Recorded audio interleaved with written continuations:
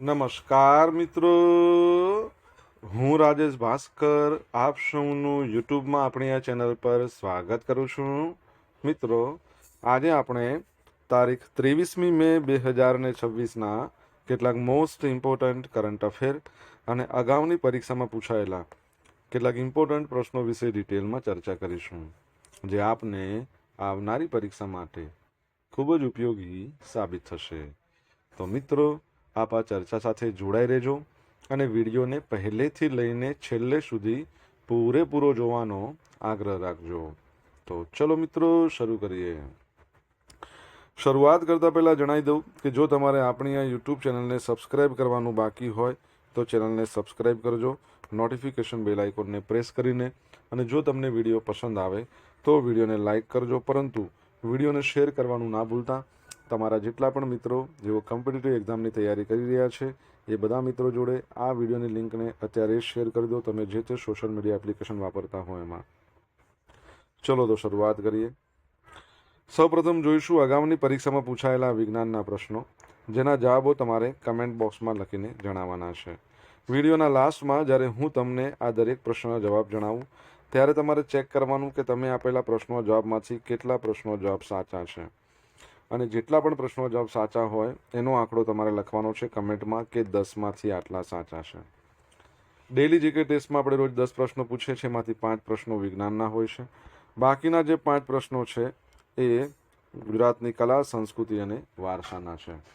તો તમે તમારા આન્સર આપો નીચે કમેન્ટ બોક્સમાં, અને હું આજના કરંટ અફેરનો પ્રથમ પ્રશ્ન છે એની શરૂઆત કરું છું. પ્રથમ પ્રશ્ન છે, પ્રાથમિક તબક્કે અટલવાડી યોજનાનો લાભ મેળવવા માટે ગામની વસ્તી ઓછામાં ઓછી કેટલી હોવી જરૂરી છે? તો જવાબ આવશે 2000થી વધુ. કેટલી? 2000થી વધુ. તો ગુજરાતના મુખ્યમંત્રી ભૂપેન્દ્રભાઈ પટેલ છે, એમણે રાજ્ય મંત્રીમંડળની બેઠકમાં ગ્રામીણ નાગરિકો છે એમની સુવિધા માટે એક મહત્વપૂર્ણ નવી અટલવાડી યોજનાને મંજૂરી આપી છે. પ્રવક્તા મંત્રી શ્રી જીતુભાઈ વાઘાણી છે, એમણે આ યોજના અંગે સત્તાવાર જાહેરાત કરી હતી. યોજનાની મુખ્ય વિગતો અને લાક્ષણિકતાઓ જોઈશું. તો 500 નાગરિકોની ક્ષમતા. આ યોજના હેઠળ ગામડાઓમાં સામાજિક, ધાર્મિક અને જાહેર પ્રસંગો એક જ જગ્યાએ થઈ શકે એ માટે 500 લોકોની બેઠક ક્ષમતા ધરાવતું સામૂહિક સ્થળ, આપણે જેને વાડી કહીએ છીએ ને, એ બનાવવામાં આવશે. ઉપલબ્ધ આધુનિક સુવિધાઓ શું હશે? તો દરેક અટલવાડીમાં આર્ક શેડ ધરાવતો મોટો ઓપન હોલ, રસોડું, મહિલાઓ તથા પુરુષો માટે અલગ શૌચાલય, પીવાના શુદ્ધ પાણીની પ્રાથમિક સુવિધાઓ એ વગેરે આપવામાં આવશે. લાભ મેળવવાની પાત્રતા જોઈશું તો પ્રાથમિક તબક્કે રાજ્યના 2000થી વધુ વસ્તી ધરાવતા ગામોને આ યોજનાનો સીધો લાભ મળશે. ખર્ચમાં બચત. તો ગામના સામાન્ય અને મધ્યમ વર્ગના પરિવારોને લગ્ન કે અન્ય પ્રસંગો માટે વ્યાજબી ભાડામાં આધુનિક સુવિધા પોતાના જ ગામમાં મળી રહેશે. એટલે આનાથી શું થશે? ખર્ચમાં મોટી બચત થશે. આપત્તિ સમયે શેલ્ટર હોમ. કુદરતી આપત્તિઓ જેમ કે વાવાઝોડું હોય, અતિવૃષ્ટિ હોય, એના સમયે પાકા ભૌતિક માળખાનો ઉપયોગ ગ્રામજનો માટે સુરક્ષિત શેલ્ટર હોમ તરીકે પણ કરી શકાશે. સ્થળની પસંદગી. વાડીના નિર્માણ માટે ગ્રામ પંચાયતની ખુલ્લી જગ્યા, નિર્ધારિત પ્લોટ અથવા તો ગામના મુખ્ય મંદિર કે પ્રવાસન સ્થળની નજીક જાહેર જગ્યા પસંદ કરવામાં આવશે. બજેટની જોગવાઈ. હવે નવી યોજના છે ને, એની સફળ અમલીકરણ માટે રાજ્ય સરકાર દ્વારા શું કર્યું છે? ચાલુ વર્ષનું અંદાજપત્રમાં 60 કરોડ રૂપિયાની મહત્વની જોગવાઈ કરવામાં આવી છે. કેટલા? 60 કરોડ રૂપિયા. આ એક બાબત બહુ અગત્યની છે કે કોઈ કુદરતી આપત્તિ આવે ત્યારે શેલ્ટર હોમ તરીકે પણ કામ કરશે. અટલ બિહારી વાજપેયીજીના નામ પર કરી છે, તમને ખબર છે, એમનો જન્મદિવસ છે, જેને આપણે ભારતમાં ઉજવીએ છીએ સુશાસન દિવસ. કઈ તારીખે આવે છે તમને ખ્યાલ હોય તો કમેન્ટ બોક્સમાં લખીને જણાવો. ત્યારબાદનો સેકન્ડ પ્રશ્ન, દર વર્ષે વિશ્વ કાચબા દિવસ ક્યારે મનાવવામાં આવે છે? તો આજનો દિવસ એટલે કે 23મી મે. તો કાચબા સંરક્ષણ માટે દર વર્ષે 23મી મેના રોજ વિશ્વ કાચબા દિવસ મનાવવામાં આવે છે. તેનું પ્રથમ આયોજન અમેરિકન ટોર્ટોઇઝ રેસ્ક્યુ નામની સંસ્થા દ્વારા 2000 દ્વારા કરવામાં આવ્યું હતું, જેનો મુખ્ય ઉદ્દેશ્ય હતો કે કાચબાના ગેરકાયદેસરની ટ્રાફિકિંગ, તેના રહેઠાણનો વિનાશ, ગ્લોબલ વોર્મિંગ, પાલતુ તરીકેનો વેપાર એનાથી બચાવવાનો છે.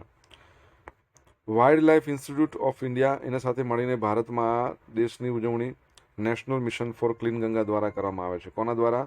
National mission four clean Ganga. તમને ખબર છે આ મિશન કયા વર્ષમાં લોન્ચ થયું હતું? અને એના હાલના જે ડિરેક્ટર જનરલ છે ને એ કોણ છે? રાજીવ મિત્તલ. અને પ્રેસિડેન્ટ આપણા વડાપ્રધાન છે. હવે ભારતીય જળકાચબાની 5 પ્રજાતિઓ છે: olive ridley, green turtle, loggerhead, પછી હોક્સબિલ, લેધરબેક. ઓલિવ રીડલી, પછી લેધરબેક અને લોગર હેડ એ જોખમી પ્રજાતિઓની IUCN રેડ લિસ્ટમાં સંવેદનશીલ તરીકે છે. International union for conservation nature છે એના લિસ્ટમાં સંવેદનશીલમાં છે. સુપ્રીમ કોર્ટ ન્યાયાધીશોની સુધારા વટહુકમ 2026. તો ભારતના માનનીય રાષ્ટ્રપતિ દ્રૌપદી મુર્મુ છે એમણે સુપ્રીમ કોર્ટના ન્યાયાધીશોની સ્વીકૃત સંખ્યામાં વધારો કરવા માટે સુપ્રીમ કોર્ટ સુધારા વટહુકમ 2026ને મંજૂરી આપી દીધી છે. હવે આની સાથે શું થઈ ગયું કે આપણા મુખ્ય ન્યાયાધીશ સહિત સુપ્રીમ કોર્ટના જજોની કુલ સંખ્યા 34થી વધીને 38 થઈ ગઈ છે. આર્ટિકલ 124 હેઠળ સંસદને સુપ્રીમ કોર્ટના ન્યાયાધીશોની સંખ્યા નક્કી કરવાની સત્તા આપવામાં આવી છે. સમય જતાં કેસોની સંખ્યા વધતા સંસદે કાયદામાં સુધારા કરીને સમયાંતરે સંખ્યા વધારી છે. ભારતનું જ્યારે મૂળ બંધારણ રચાયું હતું ને 1950, ત્યારે ફક્ત 8 ન્યાયાધીશો હતા, 7 ન્યાયાધીશો અને 1 CJI. પછી 1956માં એવું થયું કે કાયદો બનાવીને સંખ્યા 11 કરવામાં આવી. છેલ્લે 2019ની અંદર કાયદો ચેન્જ કરીને 33+1 એટલે 34 કરવામાં આવી હતી અને અત્યારે હવે 38 કરવામાં આવી છે. કોણ છે આપણા સુપ્રીમ કોર્ટના જે મુખ્ય જજ? CJI, chief justice of India, 53મા નંબરના છે. કમેન્ટમાં લખો. મિત્રો, વિડીયો પસંદ આવ્યો હોય, ભણવાની મજા આવી હોય તો વિડીયોને લાઇક કરો, તમારા મિત્રો જોડે વિડીયોની લિંકને શેર કરો. આપણી બંને યુટ્યુબ ચેનલ રાજેશ ભાસ્કર 2ને સબસ્ક્રાઇબ કરવાની બાકી હોય તો સબસ્ક્રાઇબ કરો, નોટિફિકેશન બેલ આઇકોનને પ્રેસ કરીને. જો તમારે ડેલી કરંટ અફેરની PDF જોઈતી હોય તો આપણી ટેલિગ્રામ ચેનલ છે એના પર તમને મળી રહેશે. ડેલી કરંટ અફેરની PDF મળશે, સાથે તમને પોલ્સ છે એ પણ રમવા મળશે. ફેબ્રુઆરી 2026ના ટ્રેડ ડેટા અનુસાર કયો દેશ અમેરિકાને પાછળ છોડી બાંગ્લાદેશનો બીજો સૌથી મોટો વ્યાપારી ભાગીદાર બન્યો છે? તો જવાબ આવશે ભારત. તો તાજેતરના ડેટા અનુસાર ભારત છે એ અમેરિકાને પાછળ છોડી બાંગ્લાદેશનું બીજું સૌથી મોટું ટ્રેડિંગ પાર્ટનર બની ગયું છે. બાંગ્લાદેશ બ્યુરો ઓફ સ્ટેટિસ્ટિક્સ એના ફેબ્રુઆરી 2026ના આંકડા જે દર્શાવે છે કે આર્થિક ક્ષેત્રે ભારત હવે અમેરિકા કરતાં સહેજ આગળ નીકળી ગયું છે, જ્યારે ચીન હજુ પણ પ્રથમ સ્થાને યથાવત છે. શું છે? ચીન નંબર 1 પર છે, ભારત સેકન્ડ નંબર પર આવી ગયું છે. હવે બાંગ્લાદેશના કુલ વિદેશી વેપાર છે એમાં ભારતનો હિસ્સો 8.47% છે.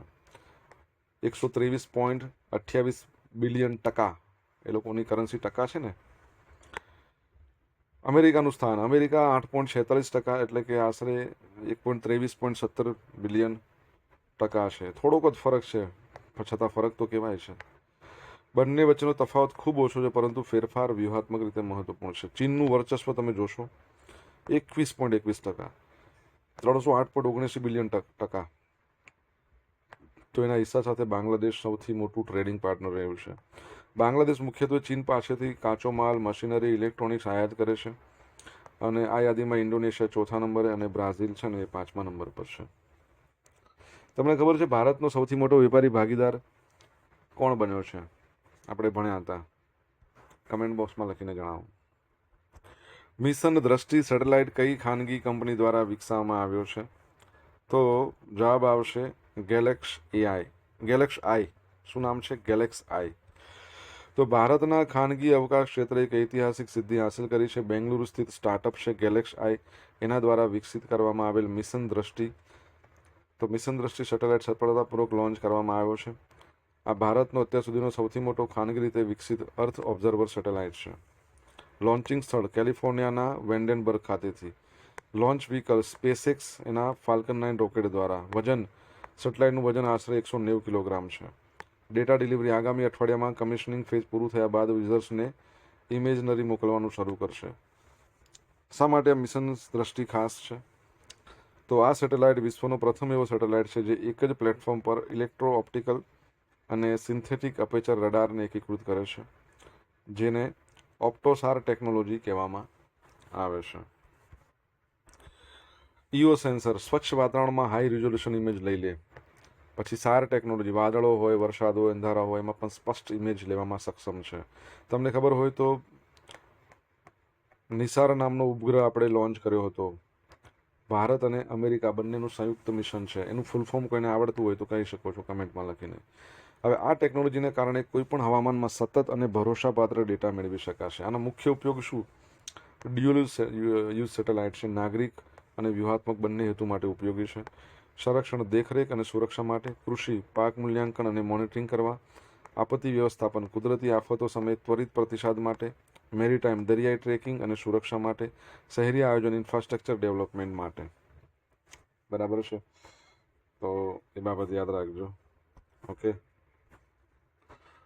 ચોથું, ભારત આફ્રિકા ફોરમ સમિટ મોકૂફ રખાયું છે. તો તાજેતરમાં ભારત અને આફ્રિકન યુનિયન દ્વારા નવી દિલ્હી ખાતે 28મી મેથી લઈને 31મી મે 2026 દરમિયાન યોજાનારું હતું ચોથા નંબરનું ભારત આફ્રિકા ફોરમ સમિટને મોકૂફ રાખવાનો નિર્ણય લેવામાં આવ્યો છે. આ નિર્ણય આફ્રિકાના કેટલાક ભાગોમાં ફાટી નીકળેલા ઇબોલા વાયરસના પ્રકોપને ધ્યાનમાં રાખીને લેવાયો છે. ઇબોલા આઉટબ્રેક અને વર્લ્ડ હેલ્થ ઓર્ગેનાઇઝેશનની જાહેરાત, ડેમોક્રેટિક રિપબ્લિક ઓફ કોંગો અને યુગાન્ડા એમાં ઇબોલા વાયરસનો ફેલાવો ઝડપથી વધી રહ્યો છે. આ વર્તમાન પ્રકોપ પાછળ ઇબોલા વાયરસનો દુર્લભ ગણાતો બુંદી બુગ્યો સ્ટ્રેન, નવો સ્ટ્રેન આવ્યો છે, જવાબદાર છે, જેની હાલમાં કોઈ રસી છે જ નહીં. બરાબર છે. તમને ખબર હોય તો આપણે ભણ્યા હતા કે MV હોન્ડિયસ નામનું એક ક્રૂઝ હતું ડચનું, એટલે કે નેધરલેન્ડનું. એમાં હંટા વાયરસના નવો સ્ટ્રેન જોવા મળ્યો. 8 લોકોમાં હંટા વાયરસથી ઇન્ફેક્ટેડ થયા, આમાંથી 3ના અવસાન થઈ ગયા. બરાબર છે. એનો જે સ્ટ્રેન હતો એન્ડીઝ નામનો હતો, યાદ રાખજો. આ ગંભીર પરિસ્થિતિને જોતા વર્લ્ડ હેલ્થ ઓર્ગેનાઇઝેશન દ્વારા 16મી મે 2026ના રોજ ઇબોલા આઉટબ્રેકને public health emergency of international concern એ જાહેર કરવામાં આવી હતી. આફ્રિકન યુનિયનની આપણે વાત કરીએ તો એનું હેડક્વાર્ટર એડિસ અબાબામાં છે. પ્રેસિડન્ટ છે મોહમ્મદ અલી યુસુફ. અને ટોટલ કેટલા દેશો છે આફ્રિકન યુનિયનમાં તમને ખબર હોય તો તમે જણાવી શકો છો. સોશિયલ મીડિયાના માધ્યમથી તમે મારી સાથે કનેક્ટ રહી શકો છો. ઇન્સ્ટા આઈડી છે આપણું rajesh.i.bhaskar. ફેસબુક આઈડી છે RI ભાસ્કર. અને ટેલિગ્રામ ચેનલ છે આપણી રાજેશ ભાસ્કર, જ્યાં તમને ડેલી કરંટ અફેરની PDF મળશે અને પોલ્સ પણ રમવા મળશે. જો ભણવાની મજા આવી હોય તો વિડીયોને લાઇક કરો, તમારા મિત્રો જોડે વિડીયોની લિંકને શેર કરો, ચેનલ સબસ્ક્રાઇબ કરવાની બાકી હોય તો સબસ્ક્રાઇબ કરો, નોટિફિકેશન બેલ આઇકોનને પ્રેસ કરીને. મે 2026માં DRDO દ્વારા પરીક્ષણ કરાયેલ ULPGM V3 મિસાઇલ કયા પ્લેટફોર્મ પરથી લોન્ચ કરવા માટે બનાવવામાં આવ્યું છે? તો મે 2026માં આ જે પ્લેટફોર્મ છે એ કયું છે? ડ્રોન અનઆર્મ્ડ વ્હીકલ પરથી એને લોન્ચ કર્યું છે. બહુ જોરદાર બાબત કહેવાય. ULPGM V3 છે ને એને ડ્રોન પરથી લોન્ચ કરવામાં આવ્યું છે, તમે જોઈ શકો છો ઇમેજમાં. તો આપણે DRDO છે ને 19 અને 20મી મેના રોજ આંધ્રપ્રદેશનું કુર્નૂલ છે ને ત્યાં ULPGM unmanned aerial vehicle launch precision guided missile V3 એનું અંતિમ સફળ પરીક્ષણ કર્યું. આ એક સંપૂર્ણ સ્વદેશી શસ્ત્ર પ્રણાલી છે જે ખાસ કરીને ડ્રોન પરથી લોન્ચ કરવા માટે બનાવવામાં આવી છે. ક્ષમતા અને રેન્જ, આ મિસાઇલની મારક ક્ષમતા 10 કિલોમીટરની છે, જેમાં ખાસ ડ્યુઅલ ચેનલ સિકર ટેકનોલોજી છે, એટલે દિવસ હોય કે રાત હોય દુશ્મન પર બિલકુલ સચોટ નિશાન સાધી શકાય. બહુમુખી ઉપયોગ, આ મિસાઇલ હવામાંથી જમીન પર એટલે એર ટુ ગ્રાઉન્ડ અથવા તો એર ટુ સરફેસ, પછી હવામાંથી હવામાં એર ટુ એર એમ બંને રીતે હુમલો કરી શકે છે. તે જમીન પરની ટેન્કો તેમજ હવામાં ઉડતા દુશ્મનના ડ્રોન અને હેલિકોપ્ટરને તોડી પાડવા માટે સક્ષમ છે. હવે હૈદરાબાદની RCA લેબોરેટરી છે ને એ આ મુખ્ય સંસ્થા છે આમાં, અને સરકારી કંપની ભારતની DDL, ભારત ડાયનેમિક્સ લિમિટેડ. DRDOની વાત કરીએ, defence research and development organisation, 1 January 1958માં એની સ્થાપના થઈ.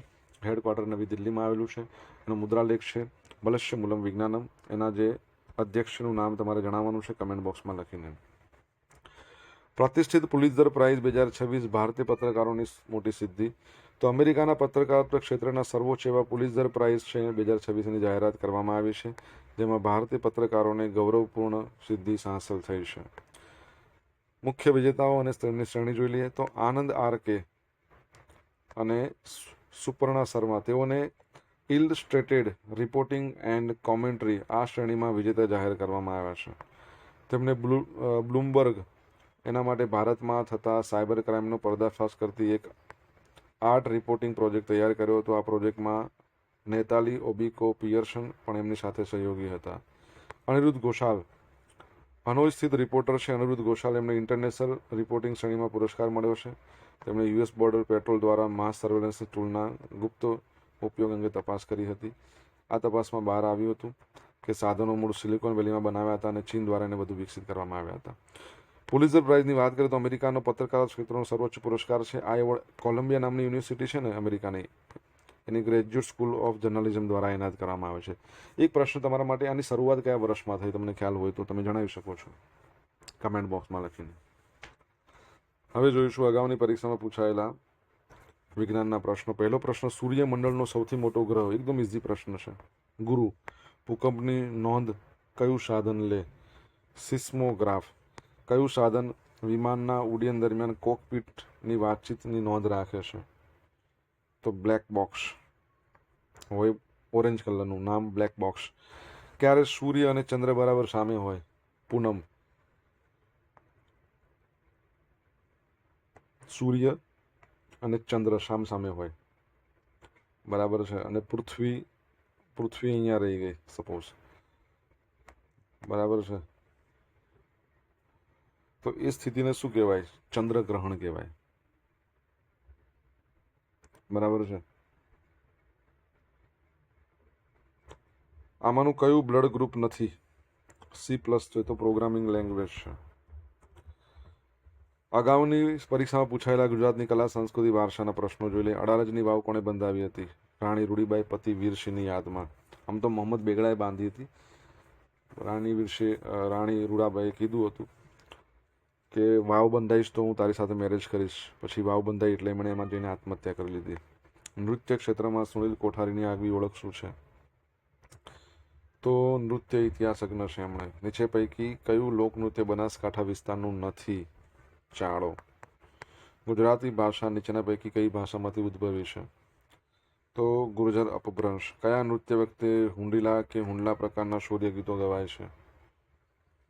તો મોરાયો વખતે. હવે મિત્રો જોઈશું ગઈકાલે પૂછેલા પ્રશ્નનો જવાબ. પહેલો પ્રશ્ન કે તાજેતરમાં ભારતે ગુજરાતના કયા પ્રોજેક્ટ માટે નેધરલેન્ડ સાથે ટેકનિકલ સહયોગ માટે કરાર કર્યા છે? તો કલ્પસર પ્રોજેક્ટ. ખંભાતનો અખાત છે ને ત્યાં બંધ બાંધીને મોટું જળાશય બનાવવાનું છે, સરોવર. ટાટા ઇલેક્ટ્રોનિક્સ કઈ આંતરરાષ્ટ્રીય કંપની સાથે મળી ભારતનો પ્રથમ front end semiconductor fabrication plant સ્થાપી રહી છે? તો ASML. હવે મિત્રો જોઈશું આજે પૂછેલા પ્રશ્નનો જવાબ. પહેલો પ્રશ્ન, અટલ બિહારી વાજપેયીજી છે, એમનો જન્મદિવસ જેને આપણે ભારતમાં સુશાસન દિવસ કહીએ છીએ, કઈ તારીખે આવે છે? 25મી ડિસેમ્બરના રોજ. સેકન્ડ નંબરનો પ્રશ્ન, નેશનલ મિશન ફોર ક્લીન ગંગાની વાત કરીએ તો એની સ્થાપના એટલે કે લોન્ચ ક્યારે થયું? 2011માં. ત્રીજા નંબરનો પ્રશ્ન, સુપ્રીમ કોર્ટના જે મુખ્ય જજ છે હાલમાં ભારતના, જે CJI 53મા નંબરના, શું નામ છે એમનું? જસ્ટિસ સૂર્યકાંત. ચોથા નંબરનો પ્રશ્ન છે, ભારતનો સૌથી મોટો વેપારી ભાગીદાર ચાઇના રહ્યો છે. અમેરિકા 4 વર્ષથી હતો, એને પછાડ્યો ચાઇનાએ. પાંચમા નંબરનો પ્રશ્ન અહીંયા જોઈ લઈએ. પાંચમા નંબરનો પ્રશ્ન શું હતો કે ભારત અને અમેરિકા આ બંનેનું સંયુક્ત રીતે વિકસાવેલો ઉપગ્રહ NISAR, NASA ISRO synthetic aperture radar. પરીક્ષામાં પૂછાઈ ગયેલો પ્રશ્ન. આફ્રિકન યુનિયનમાં કેટલા દેશો છે? 55. સાતમું, DRDOના હાલના અધ્યક્ષ કોણ છે? તો સમીર વી કામત. આઠમા નંબરનો પ્રશ્ન, પુલિત્ઝર પ્રાઇઝ એની શરૂઆત કયા વર્ષમાં થઈ? શું પ્રશ્ન છે? પુલિત્ઝર પ્રાઇઝની શરૂઆત કયા વર્ષમાં થઈ? તો 2017માં. ઓકે.